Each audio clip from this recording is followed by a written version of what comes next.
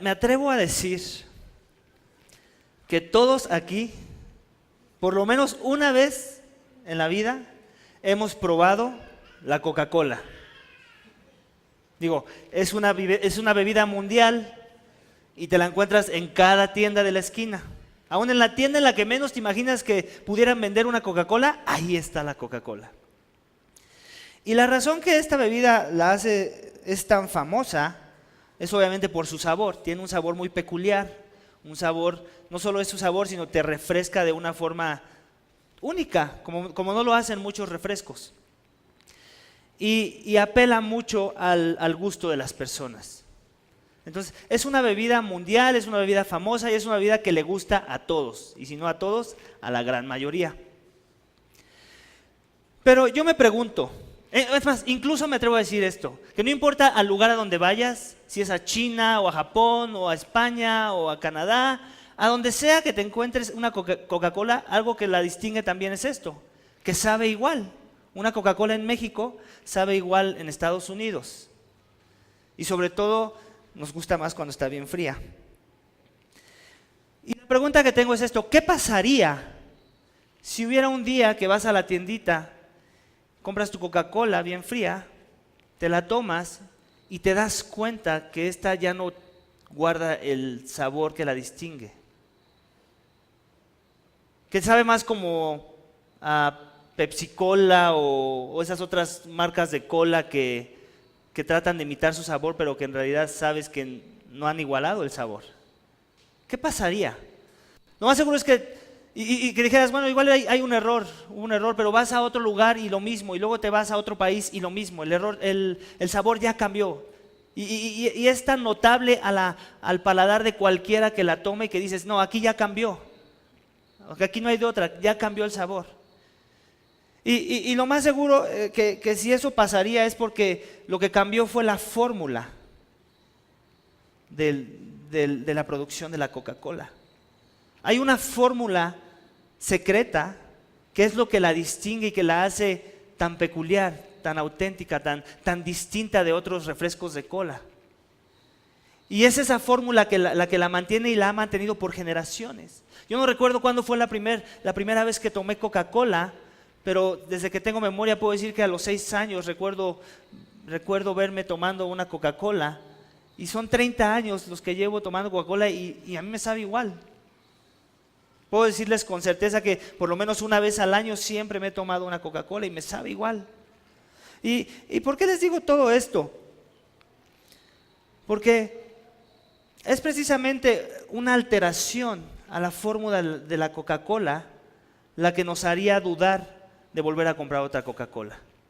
Incluso me atrevería a decir que si las generaciones nuevas, no sé, mis hijos, les diéramos una Coca-Cola ya con la fórmula adulterada, tal vez la aceptarían. Porque ellos no tienen un paladar educado con el gusto de la fórmula original. Pero las generaciones que hemos gustado por bastante tiempo de la fórmula original, la que la distinguía y la hacía auténtica y única como un refresco de cola, tal vez ya la desecharíamos de nuestra lista de gustos en bebidas.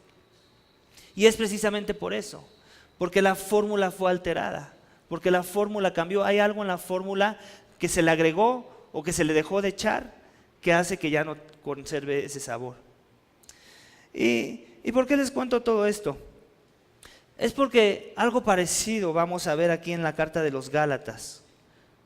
Esta carta que Pablo escribe con una preocupación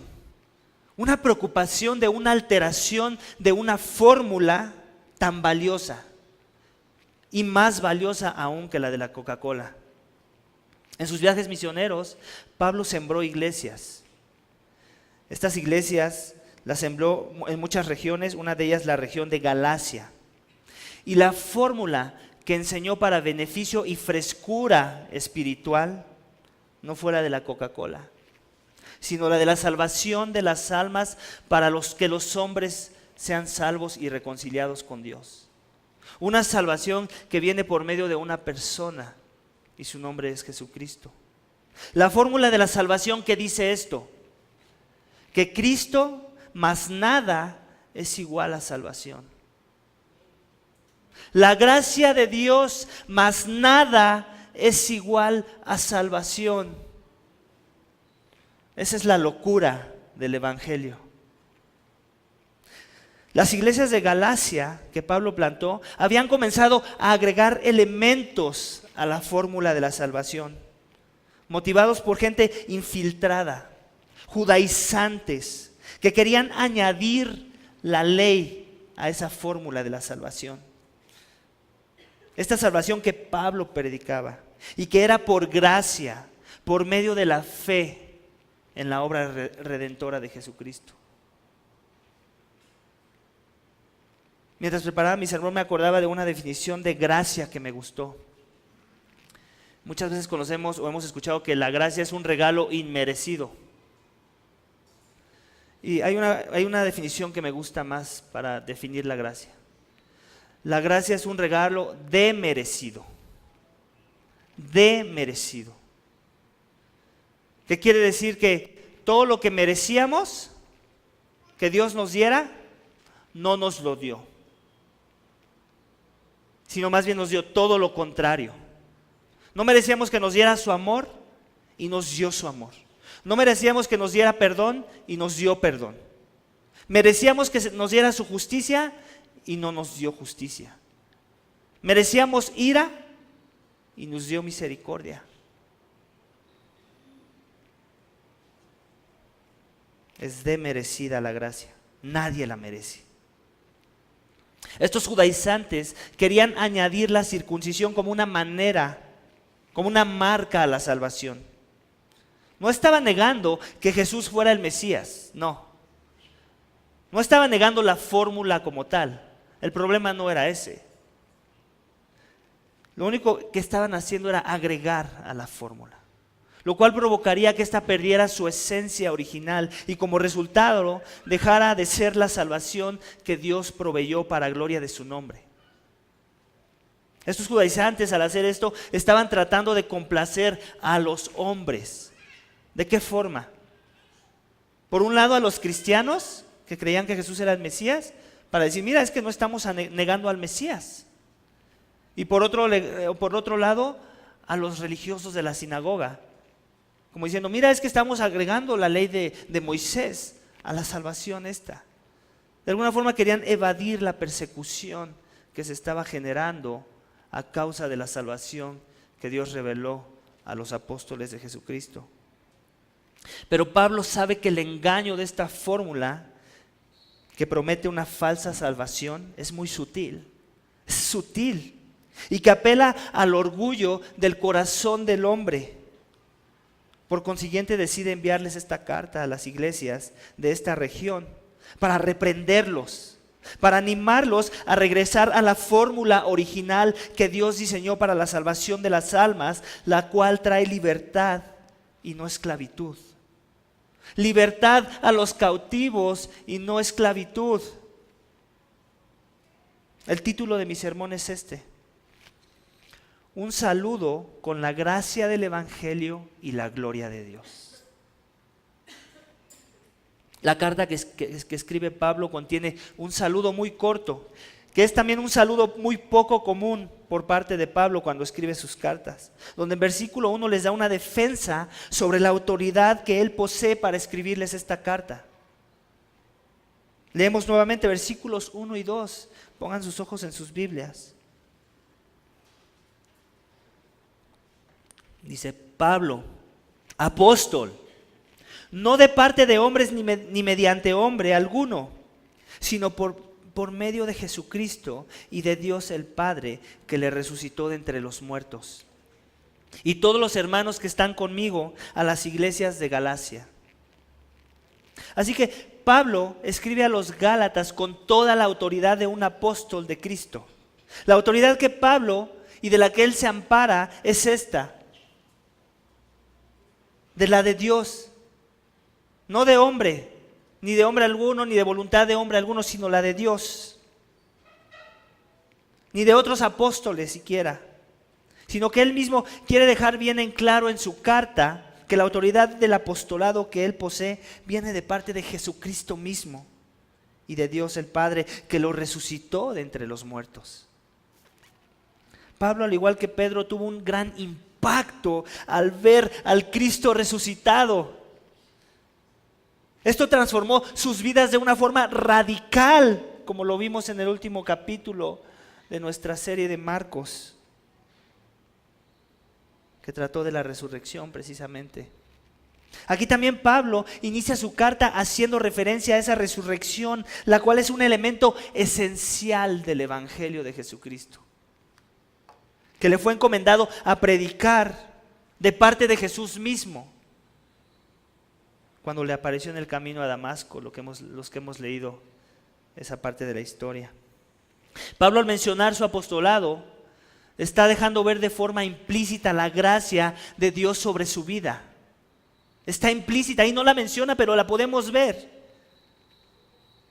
Y deja bien en claro que no es algo que él haya estado buscando, sino que fue el Cristo resucitado, Cristo mismo quien lo buscó y que le dio la autoridad para predicar el mensaje de la salvación.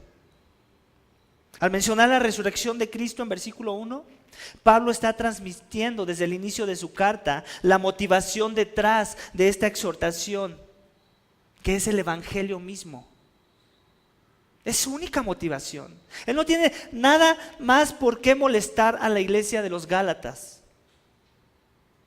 Pero cuando se meten con el Evangelio, él piensa, tengo toda la autoridad y todo el derecho y toda la intención y todo el deseo de molestar a alguien con mis cartas. Él quiere profundizar en el Evangelio en los siguientes versículos. Y es importante también podamos ver en el versículo 2, hay otro ente que respalda la autoridad de Pablo. ¿Y saben cuál es? Todos los hermanos que están conmigo, dice Pablo, y todos los hermanos que están conmigo. La iglesia local es muy importante para Pablo. Como diciendo, no solo les escribo con la autoridad que Cristo me dio, quien es la cabeza de la iglesia, sino que también les escribo con la autoridad de la iglesia misma, que es su cuerpo.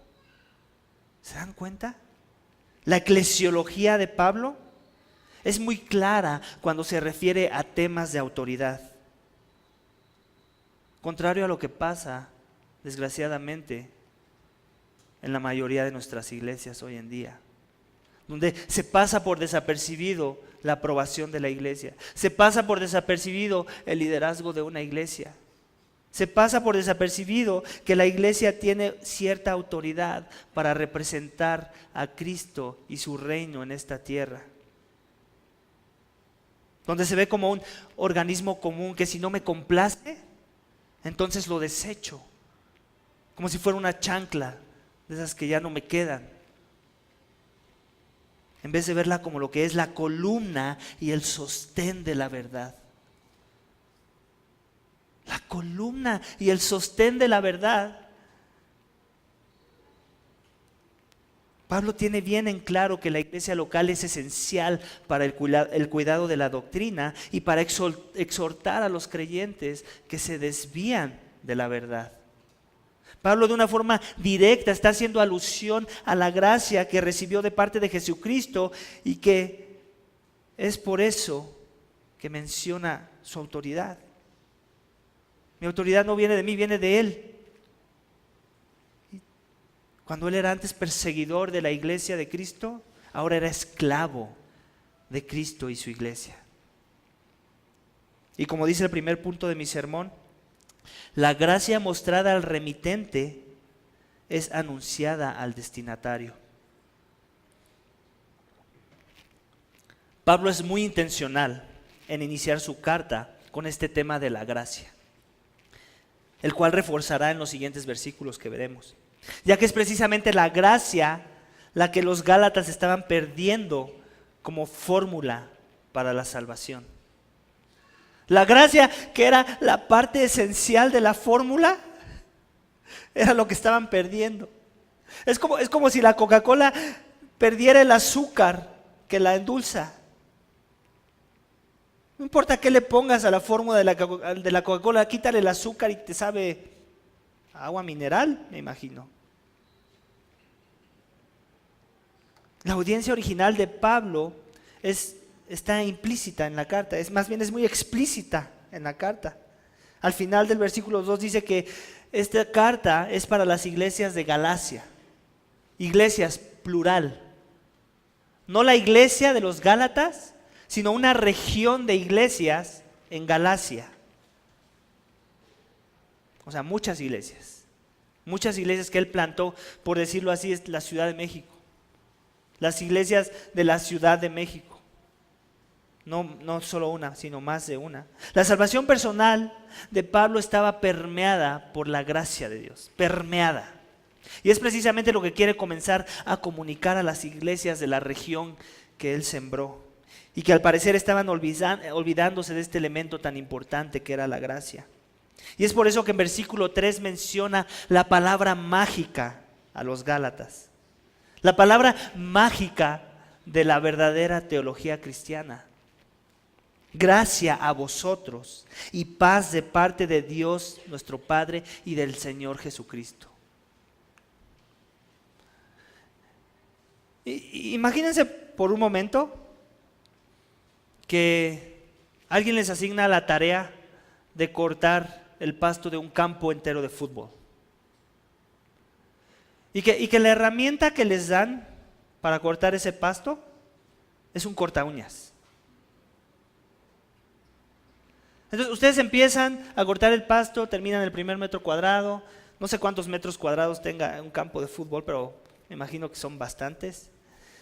Y llegan al final del último metro cuadrado que les faltaba cortar y adivinen qué, van a tener que regresar.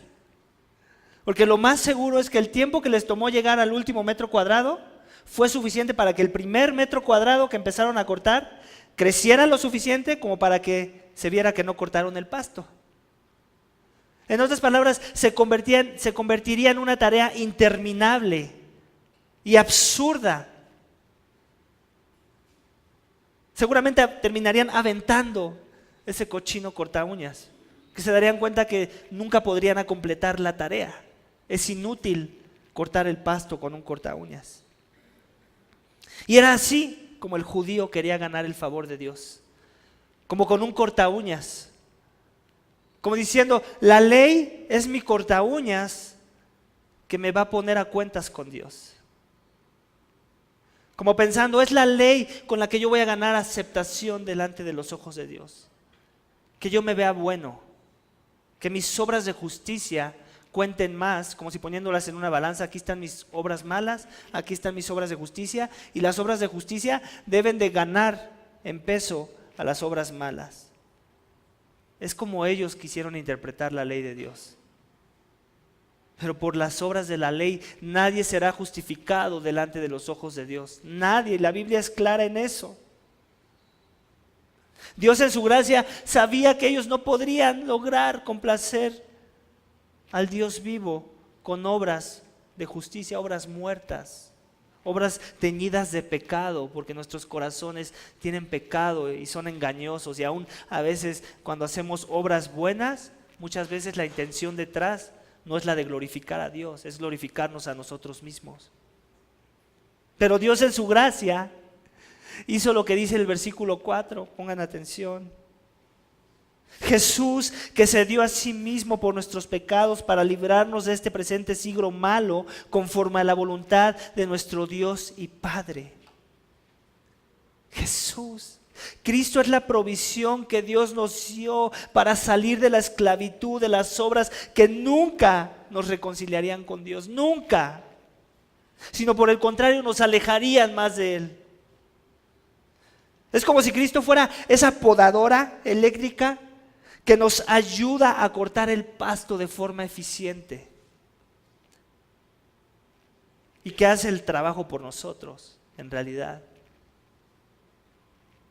Para así yo poder complacer al dueño del campo con mi trabajo que hizo la podadora. ¿Se dan cuenta? Esa es la gracia. Tú no tuviste que mover ni un dedo, porque la podadora ya venía encendida y ya se movía sola. y ya cortaba el pasto de forma perfecta. Tú nada más tuviste que mirar y ver cómo Dios hacía la redención. La gracia es eso. Que yo no quiera cortar el pasto con mis obras. El Padre en los cielos envía a la podadora de Jesucristo para hacerlo en mi lugar. El problema de los Gálatas era precisamente este, que aunque ya se les había dado la podadora como una solución, como la solución más grande a su más grande problema, el problema de su pecado y la condenación de sus almas, aún querían seguir cortando el pasto con un corta uñas, lo cual era un absurdo. Pero para Pablo la gracia de Dios se manifestó no en obras de justicia hechas por manos de hombre, sino vino de parte del Padre y del Señor Jesucristo, que se dio a sí mismo por nuestros pecados. Ese era el evangelio que Pablo le echaba porras. Ese era el evangelio por el que él se desvivía y por el que estaba dispuesto a sufrir azotes y persecución y calamidades y torturas. Un evangelio que me libra de pensar que yo puedo complacer a Dios con mis obras de justicia. Que cuando éramos muertos en nuestros delitos y pecados, tratando de borrar el pecado de nuestras vidas con nuestros trapos sucios, Cristo se manifestó en nuestras vidas, en nuestros corazones llenos de pecado, y los limpió con su sangre. La gracia en la mente de Pablo era precisamente esta, un regalo de parte de Dios, el cual no puedo comprar ni imitar. Un regalo que toca recibirlo con una actitud humilde, no con un corta uñas en la mano. Reconociendo que es la fórmula, que las obras de justicia del hombre son trapos de inmundicia delante de los ojos de Dios. Versículo 4 dice que Cristo se dio a sí mismo, lo cual hace el evangelio más glorioso. Ya que no es como muchos dicen y quieren justificar la crueldad del Dios de la Biblia, que dicen, es que como Dios, si es tanto amor, pudo matar a su Hijo, enviar a su Hijo a morir por pecadores, una muerte tan cruel e injusta. Eso es lo que hace glorioso este evangelio. ¿Cómo es posible? Tienes razón. ¿Te das cuenta del amor de Dios? Y sabes que no fue forzado. Esa es una mala interpretación tuya porque no has puesto tus ojos en la Biblia. Porque aquí dice que Él se dio a sí mismo, como diciendo, yo soy el voluntario. Y no solo el voluntario, el único con el perfil para hacer ese sacrificio. Ningún ángel del cielo es lo suficientemente puro o con el suficiente valor como para ser candidato a ofrecerse por ese sacrificio. Solo el valor del Hijo puede borrar la mancha del pecado en el corazón del hombre y justificarlo. Y no solo haber pagado la deuda y la condena del pecado, sino aparte trajo bendición. No nada más Dios no te va a enviar al infierno, sino te va a enviar al cielo.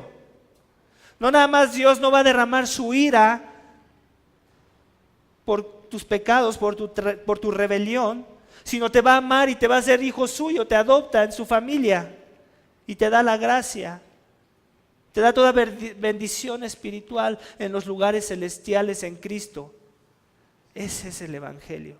Esa es la locura del evangelio. Versículo 4 dice que Cristo se dio a sí mismo, lo que lo hace más gozoso. Y lo hizo con gozo. No es que le tuvo que hacer manita de puerco, no es que tuvo que tener una charla de convencimiento y de terapia para que lavarle el coco a Jesús, como diciendo, mira hijo, que es que te conviene porque así nos vemos gloriosos. No, es la Trinidad, un mismo sentir. El Padre lo propuso y el Hijo dijo, yo voy. Esto va a ser nuestro nombre grande ante las naciones, ante la creación misma, ante las huestes celestiales y terrenales, ante el mismo Satanás. Se va a maravillar de nuestra obra redentora. El Hijo decide darse a sí mismo como objeto de rescate por nuestra libertad. Lo hizo para librarnos de la esclavitud del pecado en la que nos encontrábamos. Colosenses 1 dice que cuando estábamos sin Cristo, estamos bajo el dominio de las tinieblas. Yo no sé cuál es tu trasfondo esta mañana. Yo no sé si el Evangelio se ha hecho vivo y ha florecido en tu vida aún. Pero algo sí te quiero garantizar, que si no estás en Cristo, si Cristo no es tu todo, entonces estás bajo el dominio de las tinieblas. Por eso Pablo dice que Él nos liberó de este siglo malo.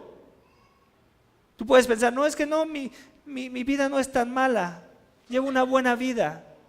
Bueno, eso piensas tú, pero abramos los periódicos, aquí afuera hay un puesto de periódicos y leamos las noticias. Y me dices si hay maldad en este mundo. Y el hecho de que hoy tú no estés en esas páginas no quiere decir que algo malo no te va a pasar o que el pecado no esté a la vuelta de la esquina. Tu propio pecado es evidencia de eso. Yo no te conozco, pero estoy seguro que esta semana ofendiste a Dios con tu vida, así como lo hice yo. El Padre nos transfiere por medio de la obra redentora de Jesucristo a otro dominio, un dominio distinto, un dominio no de tinieblas como en el que antes vivíamos, sino un dominio donde abunda la luz, un dominio en donde reina aquel que dijo, yo soy la luz del mundo. El dominio del reino del Hijo amado de Dios, un nuevo dominio.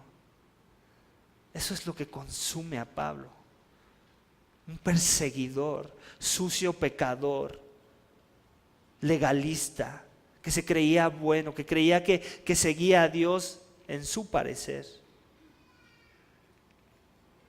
Y la libertad que ahora tenemos no es una libertad para seguir haciendo la voluntad de nuestro ex maestro, el príncipe de las tinieblas.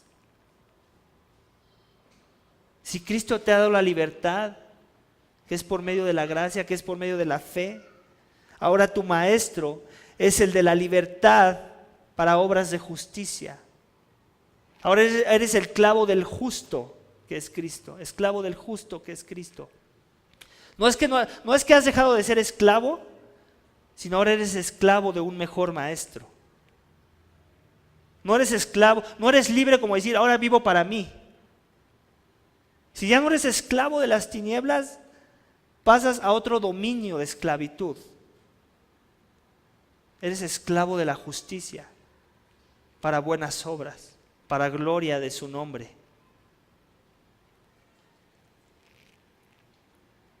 Cuando antes nuestro deleite estaba en hacer lo malo, ahora lo aborrecemos.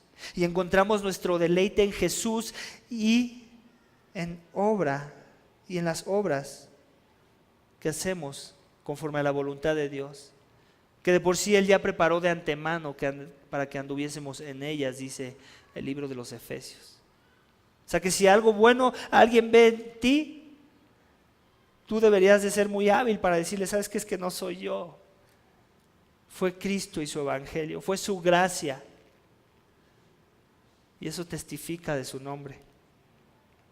Ese fue el milagro de la salvación que vino por gracia y el cual Pablo les está recordando a los Gálatas y a nosotros de este lado de la cruz, la gracia. En el libro de Marcos no se tocó mucho el tema de la gracia, pero todo era gracia, todo lo teníamos que interpretar como gracia.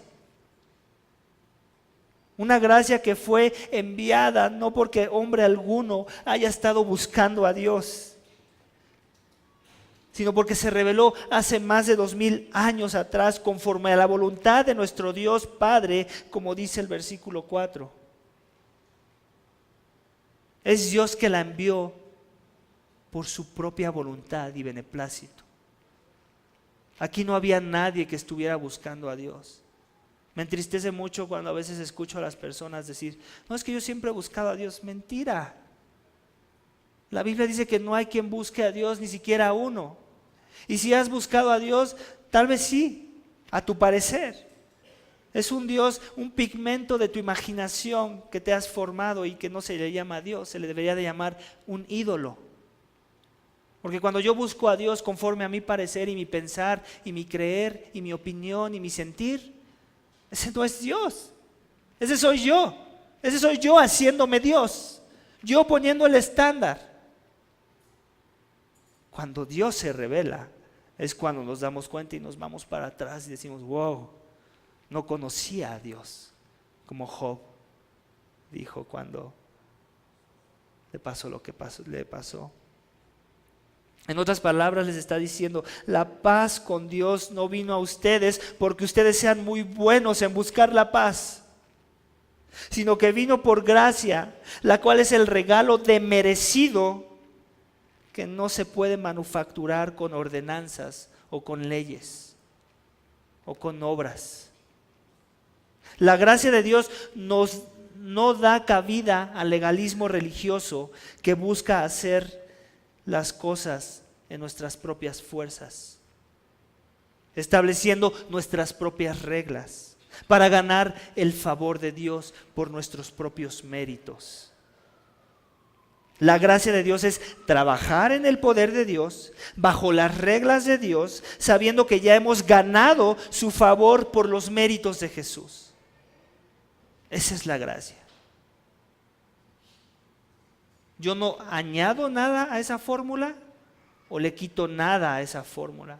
Porque en el momento en que me atrevo a siquiera muy sutilmente hacer eso, con mi opinión o con mis estándares o con mis tradiciones,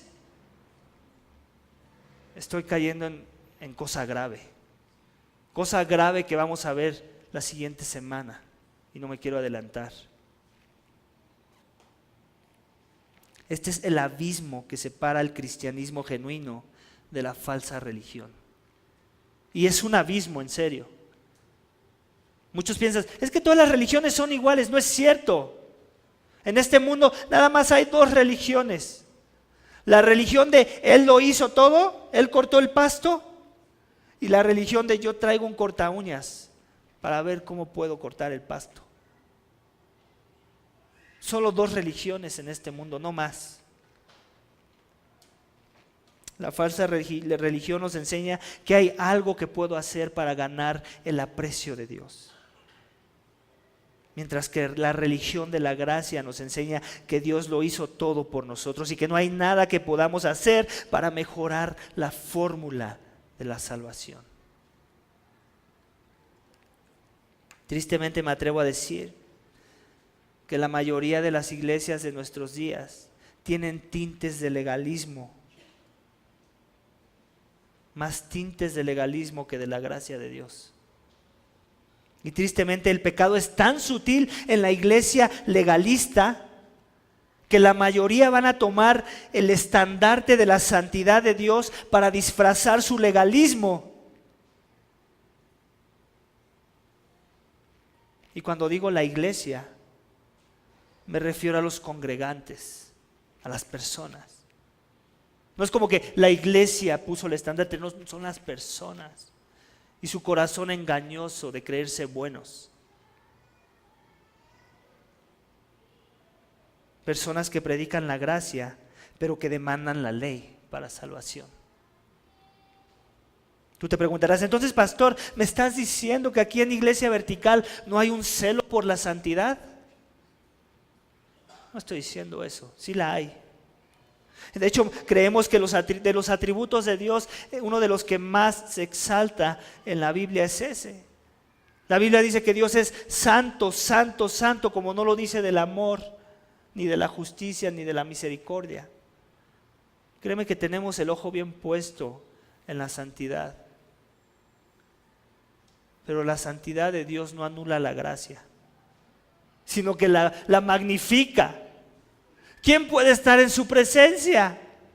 Ese es el punto de la santidad de Dios. Nadie es calificado. Necesitamos que alguien que sí sea calificado nos traiga a su presencia. Y esos no podemos ser nosotros, no importa cuánto nos empeñemos en hacer obras buenas para ganar el favor de Dios. ¿Por qué? Porque ya hay un tinte de pecado. Es como si tú me dices, esta agua que por cierto necesito un trago. Esta agua que se ve transparente y potable, alguien viene y me dice, tú ves que alguien viene y le echa una gotita, nada más una gotita, es más, ni siquiera una gotita, un cuarto de gotita de agua puerca, de agua impura, que sabes que tal vez me pueda causar una tifoidea o no sé qué, algún malestar que se genere por agua contaminada. Si tú vieras que alguien lo echa y me aprecias, ¿permitirías que yo tomara esta agua? No. Pero, y si yo te dijera, no importa, pero nada más le echó un cuartito de gotita, no va a pasar nada, la mayoría estaba pura, ¿aún así lo permitirías? No.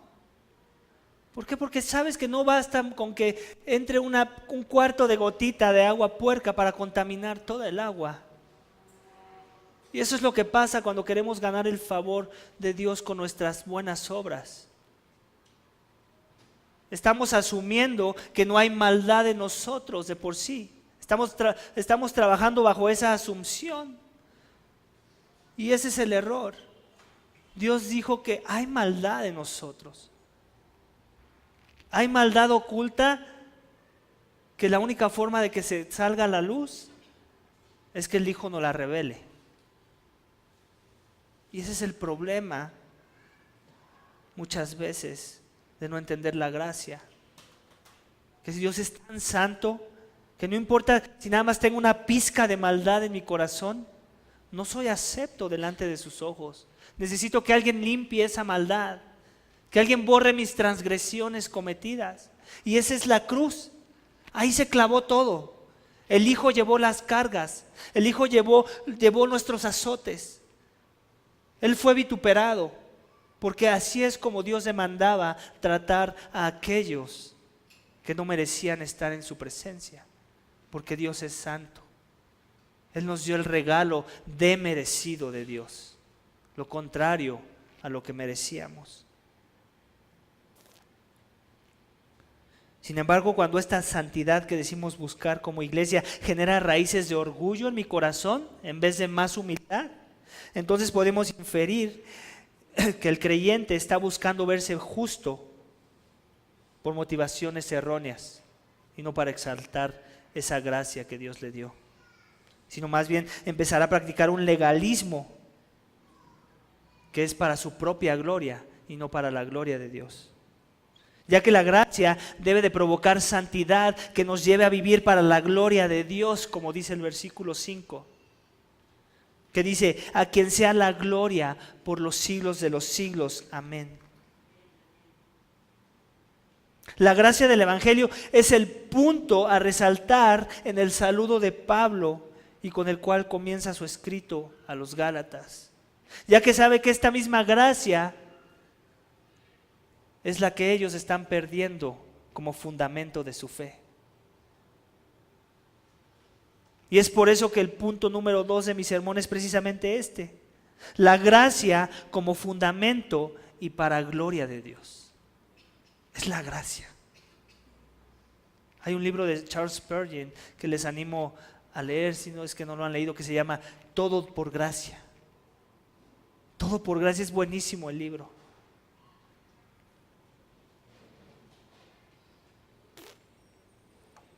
Una carta de Pablo a los Gálatas termina precisamente resaltando este tema. En capítulo 6, versículo 18 dice: hermanos, la gracia de nuestro Señor Jesucristo sea con vuestro espíritu. Amén. ¿Se dan cuenta? Él inicia con gracia y termina con gracia. ¿Qué mensaje creen que les quiere mandar a los Gálatas? Que se trata de la gracia. La teología de Pablo está permeada por la gracia. Esta gracia que le trajo libertad, no por las obras de la ley, porque ésta lo mantenían esclavo y con un corazón endurecido. En la mente de Pablo había una fórmula que calmaba la sed de las almas humanas por los siglos de los siglos, y no era la Coca-Cola. En la mente de Pablo había una motivación de vivir para la gloria de Dios, y no eran las obras muertas, sino la gracia que da vida. En la mente de Pablo, el apóstol, había alguien que ya había hecho el trabajo de complacer a Dios, el cual nos trajo libertad para servir a Dios sin frustraciones por tratar de ganar su complacencia, sino que gracias a esa obra redentora queremos ahora vivir vidas agradecidas porque la gracia ha sido enviada a nuestras vidas, que nos trajo la libertad de servir sin temor. La fórmula de la Coca-Cola vale mucho, y el que la posee obtiene beneficios millonarios. La fórmula de la salvación no tiene precio, y la iglesia o creyente que la pierde todos los beneficios eternos, los cuales encontramos solo en la persona de Jesucristo. La fórmula de la salvación es esta: Cristo más nada es igual a salvación, o su equivalente. La gracia de Dios más nada es igual a salvación. Así es que oremos, iglesia, para que Dios nos ayude a entender esta verdad, pero sobre todo para que nos ayude a vivirla. Oremos para que Dios nos ayude a ser una iglesia que predica la gracia de Dios y que da la gracia de Dios a los hombres. Es muy fácil predicar la gracia de Dios. La pregunta es: ¿cómo estamos llevando a la práctica esa gracia? Y para eso necesitamos la misma gracia de Dios, para que dé fruto en nuestras vidas. Así es que vamos a orar. Padre, te damos gracias. Gracias, Señor, porque tú revelaste tu gracia en nuestras vidas. Gracias porque tú enviaste al amado, aquel que hizo el trabajo por nosotros, aquel que vio que nos asignaron una tarea de cortar el pasto que era interminable, Señor, y absurda porque no teníamos los elementos, Señor, para traer complacencia a tu nombre. Absurda porque nuestro corazón es engañoso y no hay obra suficientemente pura, Señor, que podamos traer a tu altar y decir: Señor, ahora soy acepto, ahora soy suficientemente limpio, ahora puedo estar en tu presencia, en ese lugar donde la magnitud de tu belleza y tu bondad, donde la radiancia de tu belleza y tu luz están presentes. ¿Quién puede estar en tu presencia, Señor? Solo uno: la gracia encarnada, tu Hijo Jesucristo, el que nos libera de la maldición de la ley y que se hizo maldición por nosotros.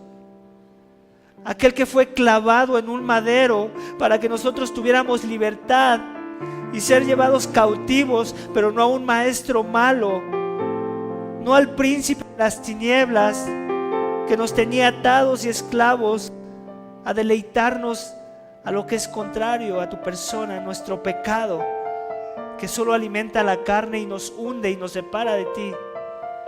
Señor, gracias porque revelaste la gracia, y esa gracia fue suficiente para no solo darnos libertad, sino vida, y vida en abundancia, vida en ti, vida para buenas obras y no para tratar de ganar tu favor, porque ese ya lo hizo Cristo por nosotros, sino para vivir agradecidos por el resto de la eternidad, por haber enviado a aquel que es suficiente para justificarnos y limpiarnos y traernos a tu presencia. En el nombre de Cristo te damos gracias por tu gracia.